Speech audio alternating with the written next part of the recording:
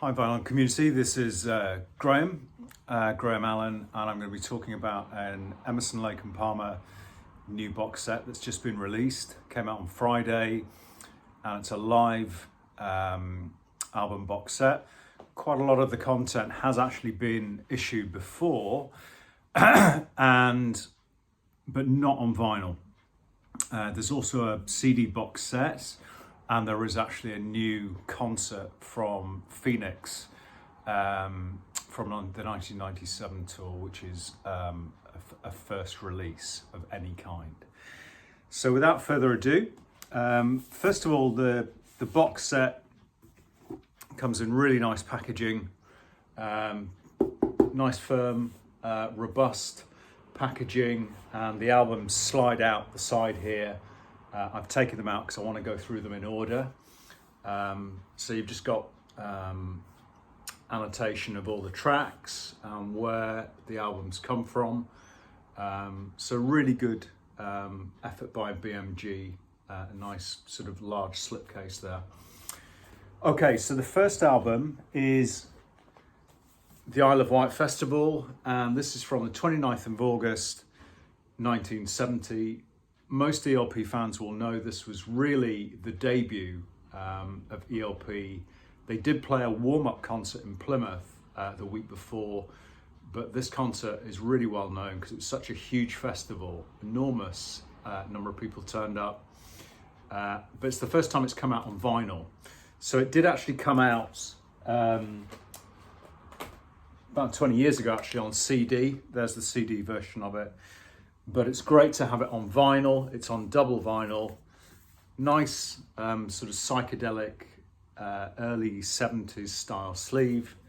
It's a gatefold. And these are all on the BMG Manticore label. So I won't actually be getting the albums out. They're all on black vinyl, but I won't actually be taking the albums out. So I have had a listen to this, and it's pretty raw because it's really their first performance, but it's also quite thrilling as well. Great version of Pictures at an Exhibition on here. They play the Barbarian and Take a Pebble, and finish off with Rondo. The second disc is probably the main one that I wanted to get on vinyl. This again is a pretty legendary ELP gig from 1974. And it's the California Jam, which was another huge outdoor festival, headlined by ELP and Deep Purple. Black Sabbath also played. Black Oak, Arkansas played it as well. It was a very, very large festival. Possibly about 250,000 people attended. ELP put in really one of their great performances, which is captured actually on film. You can watch it on a DVD. They really were at the height of their powers. It was the summer 1974. They've been on a huge world tour, captured in the album Welcome Back My Friends to the Show That Never Ends. And this set and sound is quite similar to that, as you could expect really, because it was recorded at a very similar time period in the band's career. Lots of Hammond, Moog. Emerson was using a full-on Moog system. He had the spinning piano, of course, on this concert. Carl Palmer has the full stainless steel drum kit, and Toccata is included on this with the electronic percussion solo, sort of Star Wars goes mad. And Greg Lake contributes Lucky Man and Still You Turn Me On, beautiful ballads, very stark with just his acoustic guitar compared with the rest of the kind of bombast really of ELP from this period. So fantastic to have this on vinyl. It has been released on CD as Live in California, and the actual kind of recording has been floating around for many years. I had it on cassette back in the day, and it's been released on also Now and Then was a CD that had this concert on it. So you've got Pictures and Exhibition, Carnival 9, First Impression, with a full drum solo, which is terrific. Piano improvisations, Take a Pebble, Lucky Man, Toccata and Still You Turn Me On. And of course, this was recorded at the Ontario Motor Speedway Stadium, and that was 6th of April, 1974. Again, gatefold, terrific picture inside. Okay, next up is an album that was released on vinyl, but as a single release back in 1979-80. That album was called Emerson, Lake and Palmer in Concert, and it's the Montreal Olympic Stadium gig, mainly. The tracks on this aren't all taken actually from that gig. That was the concert that they played with the orchestra, and there are actually some tracks that are recorded without the orchestra that came out on this single album release. It then came out much later as a double CD, and it was renamed Emerson, Lake and Palmer Works Live. A lot of the tracks from the Montreal Olympic Stadium, but from some other gigs on that tour as well. But first time the whole kind of that Works Live CD has been released on vinyl. I think this is a terrific cover, really captures the excitement of the band. It's called Works Live Canada 1977, but we've got Greg Lake, Carl Palmer and Keith Emerson there on the front in action. Another great shot of them at the end of a concert there, and just a wonderful picture. They kind of look exhausted but relieved and delighted to be taking in the adoring applause. So this is very much the set list from the Works tour, of course. We have things like Fanfare for the Common Man. Knife Edge was resurrected for this tour. It has a Baden's Bolero from Trilogy, a terrific pictures as an exhibition, played quite differently, using different keyboards, of course. The Yamaha GX1 featured a lot on this tour. Fanfare for the Common Man, of course. A really incredible version of Tank, which has got a long and blisteringly fast drum solo from Carl Palmer, beautifully recorded with the stainless steel drum kit. We have The Enemy Guard, a Carl Palmer piece, but we've got things like C'est la Vie, Watching Over You, and things like Peter Gunn as well, which was played exclusively on this tour.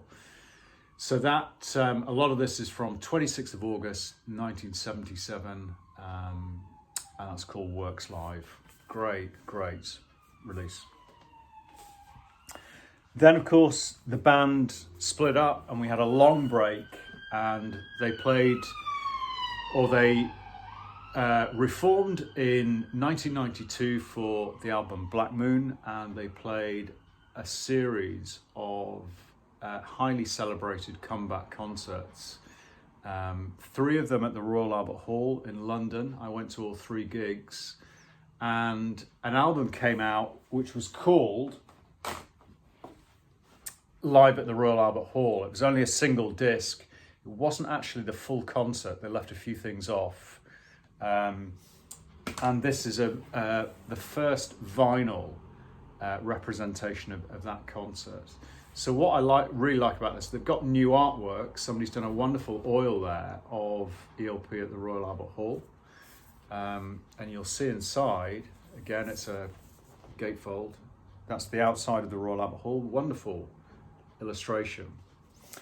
And so here we have not quite the full set list, but we've got things like Fanfare for the Common Man, we've got Black Moon, wonderful version of Pirates, great version of Tarkus, slightly abbreviated, Knife Edge, and then some of the ballads, Lucky Man, Still You Turn Me On, and a Keith Emerson solo piece called Creole Dance. But really well recorded, great sound. The rigs, of course, had changed quite considerably by this stage. MIDI had been included in the band sound. The bass was MIDI'd. Carl Palmer, slightly disappointingly, was using trigger sounds from the whole of the drum kit, apart from the snare and, of course, the cymbals. But the rest of the drum kit, although visually was in fact a Remo kit, he was actually using sample sounds, and it just sounds a little bit dated. That's just one slight criticism. Keith Emerson had the Moog modular system on this tour, and a piano, and the keyboard rig was, of course, all midded up. So that's a great release, Royal Albert Hall, October 1992. Okay, the last concert is called Phoenix 1997, and this is from September 1997. So the band, again, sort of split up for a period of time in the mid-90s. They weren't working together. They did put out an album in 1994 that wasn't very successful. There was then a little bit of a break, and then they toured again, although quite often not as headliners. I saw them in Paris on this tour.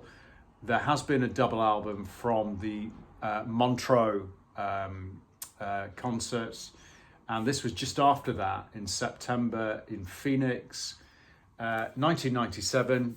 Probably can't really tell. There's not actually much going on there with the cover. Just says Emerson, Lake and Palmer, Phoenix 1997.